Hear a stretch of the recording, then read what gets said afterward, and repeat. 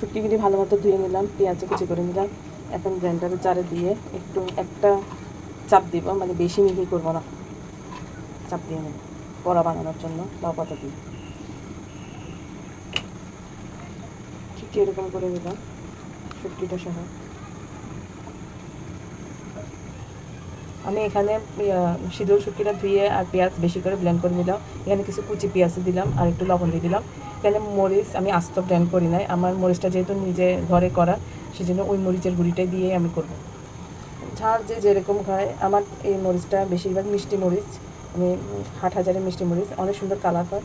ঝাল মরিচ আছে অল্প, তো সেই অনুযায়ী দিব। এখন এটাকে ভালো মতো মাখায় নেব। এটা ঝাল হলেই ভালো লাগে, যেহেতু বাচ্চারা খাবে না, আমি আর আমার হাজব্যান্ড খাবো, সেই জন্য একটু ঝাল ঝালই করে নেব।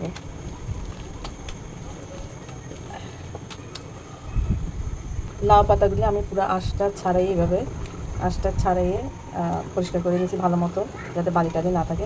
এভাবে আঁশগুলি সব ফেলে দিচ্ছি। তো এখানে আমি মাঝখানে অল্প অল্প দিয়ে বটে নিই।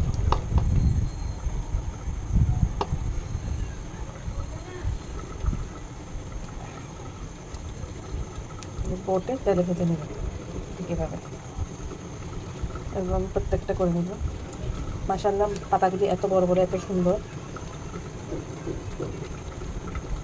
যদি বানাই বেশি করে বক্সে রেখে কয়েকদিন ধরে, মানে যখন রুচি হবে না খেতে, অনেক ভালো লাগে।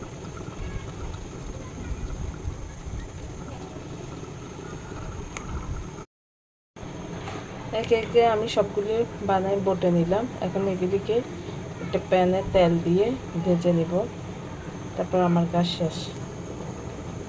আমি সবগুলি একটা তাওয়ার মধ্যে একটু তেল দিয়ে বসাই দিলাম। পাতাগুলি নরম হলেও কিন্তু অনেক বড় বড়, এই জন্য অনেক বড় বড় হয়ে আছে। আমি এখন একটু ঢেকে দিব, ঢেকে আস্তে আস্তে মাঝারি আছে এগুলি নরম হয়ে নিই।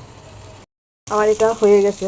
যদি কচি লাউ পাতা দিয়ে করলে ভালো, কারণ পাতাটাও নরম হয়ে যায়, পাতাটাও খেতে অনেক মজা লাগে। চুলায় থাকা অবস্থায় ফুলে ফুলে রয়েছে, কিন্তু যখন চুলাটা বন্ধ করে দেবো তখন চুপসে যাবে। যখন চুলা বন্ধ করে ঢেকে রেখে দিব। এই বড়াগুলি দিয়ে গরম ভাত দিয়ে ভাত খেতে মানে মুখে রুচি চলে আসে।